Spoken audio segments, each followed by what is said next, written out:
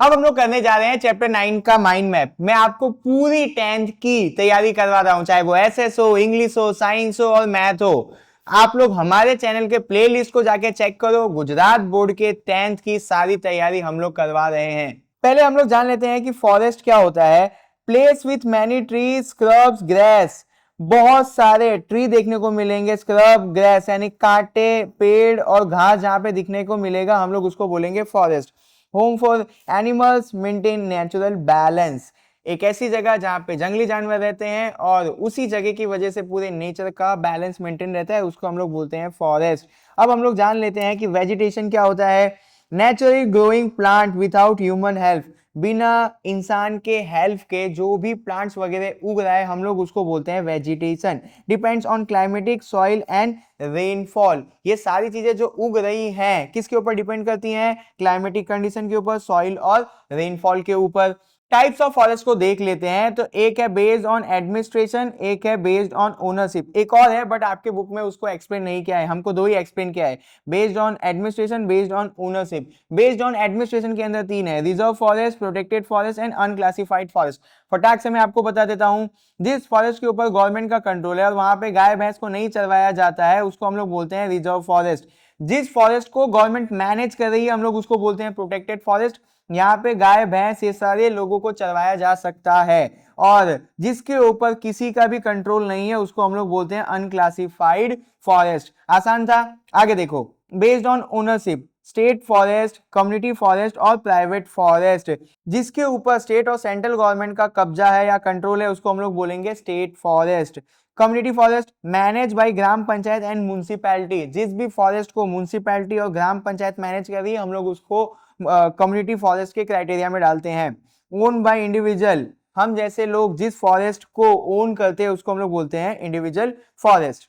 आगे अगर हम लोग पढ़ेंगे तो डिफॉरेस्टेशन। डिफॉरेस्टेशन के अंदर तीन चीजें पढ़ते हैं हम लोग, उसके कॉजेस, इफेक्ट और रेमेडीज। डिफॉरेस्टेशन क्या है? Removal of forest. बहुत आसान सी लैंग्वेज में मैंने लिख दी। अभी होता कैसे कैसे है? पॉपुलेशन बढ़ रहा है जिसकी वजह से जंगल खत्म हो रहा है, एग्रीकल्चर एक्सपांशन की वजह से जंगल खत्म हो रहा है, हम लोगों को वुड चाहिए जिसकी वजह से हम लोग पेड़ को काट रहे हैं, जंगल को खत्म कर रहे हैं, जंगल को काट के रोड, रेलवे और इंडस्ट्रीज बना रहे हैं, हम लोग डैम और कैनल बना रहे हैं जंगल के अंदर और जंगल को खत्म कर रहे हैं, और जंगल के अंदर जो आग लग जा रही है वो भी जंगल को बर्बाद कर रही है। अब इसका इफेक्ट क्या आएगा? CO2 का लेवल बढ़ जा रहा है जिसकी वजह से ग्लोबल वार्मिंग आ रही है दुनिया के अंदर। रेनफॉल के अंदर इंक्रीज और डिक्रीज देखने को मिल रहा है। डिफॉरेस्टेशन की वजह से सॉइल इरोजन की भी प्रॉब्लम आ रही है। जंगली जानवर भी देश से खत्म होते जा रहे हैं। जो जंगली जानवर है वो शहर की तरफ माइग्रेट कर रहे हैं और डेजर्ट बढ़ता जा रहा है देश के अंदर। तो ये सारे इफेक्ट हैं, बहुत ही शॉर्ट तरीके से मैंने लिख दिया। रेमेडीज क्या है? हम लोगों को वुड का इस्तेमाल कम करना पड़ेगा। तो हम लोग इस्तेमाल क्या करेंगे? सोलर एनर्जी, विंड और बायो एनर्जी को। अब हम लोगों को अननेसेसरी कटिंग्स कम करनी पड़ेगी ट्री की। बिना काम के कोई भी पेड़ को हम काटेंगे नहीं। हम लोगों को स्कूल और कॉलेज के अंदर फॉरेस्ट को कंजर्व करने की टेक्निक सिखानी पड़ेगी। कंट्रोल फायर, फॉरेस्ट फायर के ऊपर गवर्नमेंट को कंट्रोल लाना पड़ेगा। Social and agro forestry, social and agro forestry type के एग्रीकल्चर को इंप्लीमेंट करना पड़ेगा। जितने हो सके उतने प्लांट लगाने चाहिए। तो यहाँ पे डिफॉरेस्टेशन का माइंड मैप मैंने इस तरीके से आपको बनाकर दे दिया। आगे अगर हम लोग देखेंगे तो wild life diversity. Wild life diversity के अंदर हम लोग पहले पढ़ेंगे wild life diversity. 15 lakh species हैं दुनिया में वाइल्ड लाइफ के। 81,251 इन इंडिया। इंडिया के अंदर कितने हैं 15 लाख में से? 81,251। इंडिया का कौन सा रैंक आता है बायोडाइवर्सिटी में? 12th रैंक आता है। Mix of African, European and Indian species. Africa के जानवर, यूरोप के जानवर और इंडिया के जानवर, ये सारे जानवर हमारे देश के जंगल में देखने को मिलेंगे। अगर हम लोग एग्जांपल देख ले तो snow leopard, red panda, tiger, lion, rhino, python, king cobra, ये सारे हमारे देश के जंगल में देखने को मिलेंगे। अब इसमें से बहुत सारे जंगली जानवर खत्म होते जा रहे हैं। जैसे टाइगर अब सिर्फ MP और वेस्ट बंगाल में देखने को मिलते हैं। पैंथर, चीता, आउल, ये सारे हमारे देश के जंगल से खत्म हो रहे हैं। फ्रेश वाटर के एलिगेटर्स भी अब हमारे देश से खत्म होते हुए दिखाई दे रहे हैं। यहाँ पे हम लोग जान लेते हैं reason for wildlife destruction. क्यों जंगल या जंगली जानवर खत्म हो रहे हैं? डिफॉरेस्टेशन, जंगल खत्म कर रहे हैं जिसकी वजह से जंगली जानवर खत्म हो रहे हैं। हंटिंग एंड पोचिंग, हम लोग जंगली जानवरों का शिकार कर रहे हैं अपने मतलब के लिए, इसीलिए भी जंगली जानवर मर रहे हैं। फॉरेस्ट फायर, जंगल में आग लग जाती है तो बेचारे जंगली जानवरों की डेथ हो रही है। माइनिंग एंड रोड कंस्ट्रक्शन, जंगल के अंदर हम लोग माइनिंग कर रहे हैं, रोड कंस्ट्रक्शन कर रहे हैं, जिसकी वजह से जंगली जानवरों को मारा जाता है। Over grazing and population pressure, जंगल के ऊपर भी बहुत ज्यादा प्रेशर है, किस बात का, पॉपुलेशन को खाना खिलाने का और भी अदर डेवलपमेंट का, जिसकी वजह से जंगल कट रहा है और जंगली जानवर भी मारे जा रहे हैं। अब वाइल्ड लाइफ कंजर्वेशन कैसे करें? बैन हंटिंग, हंटिंग को बैन कर दो। स्टॉप इलीगल माइनिंग, जहां पे भी गवर्नमेंट ने बोला अभी जंगल में माइनिंग नहीं होगी वहां पे माइनिंग रोक दो। डेवलप सेंचुरीज, नेशनल पार्क और बायो रिजर्व, ये 3 चीज बना देंगे तो जंगल बचने लगेगा, जिससे जंगली जानवर भी बचने लगेंगे। अवेयरनेस प्रोग्राम, देशवासियों के अंदर हम लोगों को वाइल्ड लाइफ कंजर्वेशन का अवेयरनेस प्रोग्राम चलाना पड़ेगा। मेडिकल एड्स फॉर एनिमल्स, जो भी एनिमल्स बीमार पड़ रहे हैं या इंजर्ड हो जा रहे हैं तो उन तक फटाक से दवा पहुंच सके, इसका भी बंदोबस्त करना पड़ेगा। फूड एंड वाटर सप्लाई, अगर किसी जंगल के अंदर जंगली जानवरों को खाना और पानी नहीं मिल पा रहा है तो पानी और खाने का भी बंदोबस्त करके दें उनको। इको फ्रेंडली टूरिज्म, जो भी हम लोग टूरिज्म इंडस्ट्री डेवलप कर रहे हैं वो इस तरीके से करें ताकि उससे ना तो जंगली जानवरों को तकलीफ हो ना तो जंगल को तकलीफ हो। तो यहाँ पे वाइल्ड लाइफ डाइवर्सिटी का भी माइंड मैप हमने देख लिया। अब हम लोग वाइल्ड लाइफ प्रोटेक्शन प्रोजेक्ट के बारे में पढ़ लेते हैं। एक है tiger project, elephant project, rhino project, alligator project, vulture project and snow leopard project. ये सारे जानवर खत्म हो रहे होंगे इंडिया के जंगल से।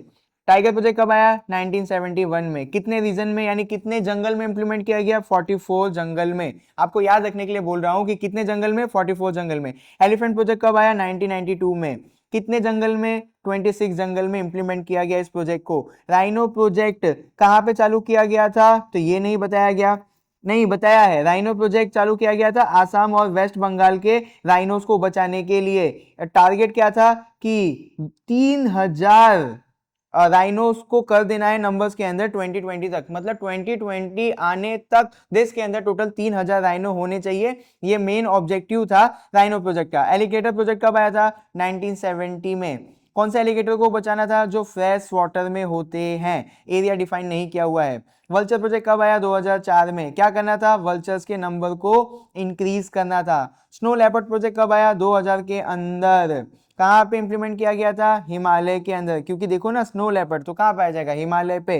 तो हिमालय के अंदर इस प्रोजेक्ट को लाया गया था ताकि स्नो लेपर्ड को बचाया जा सके। तो बहुत ही शॉर्ट तरीके से मैंने यहाँ पे वाइल्ड लाइफ प्रोटेक्शन प्रोजेक्ट का भी माइंड मैप दे दिया।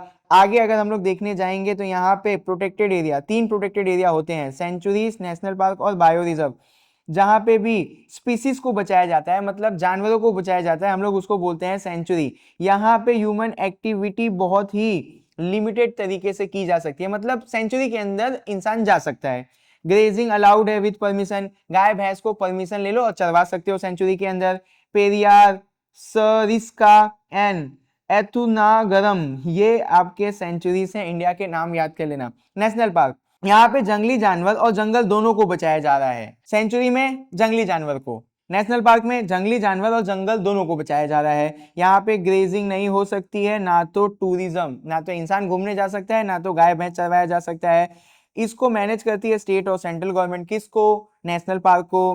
गिर, कॉर्बेट, काजीरंगा और वेलावदर, ये आपके इंडिया के नेशनल पार्क के नाम है। बायो रिजर्व में आ जाओ, यहाँ पे प्लांट एनिमल कल्चर यानी जंगल, जंगली जानवर, वहां पे रहने वाले लोग, सबको बचाने वाले एरिया को हम लोग बोलते हैं बायो रिजर्व। कोई भी आउटसाइडर यहाँ पे नहीं जा सकता है। यहाँ पे लोगों को भेजा जाता है ताकि रिसर्च करो और पता लगाओ कि यहाँ पे इंसान, जानवर, इंसेक्ट्स, सारी चीजें कैसे खतरे में आ गई, और ये सारी चीजों को बचाने के लिए वहां के लोगों को ट्रेनिंग दो। नीलगिरी, सुंदरवन, निकोबार, रेन ऑफ कच्छ, ये सारे बायो रिजर्व जोन्स हैं हमारे देश के अंदर।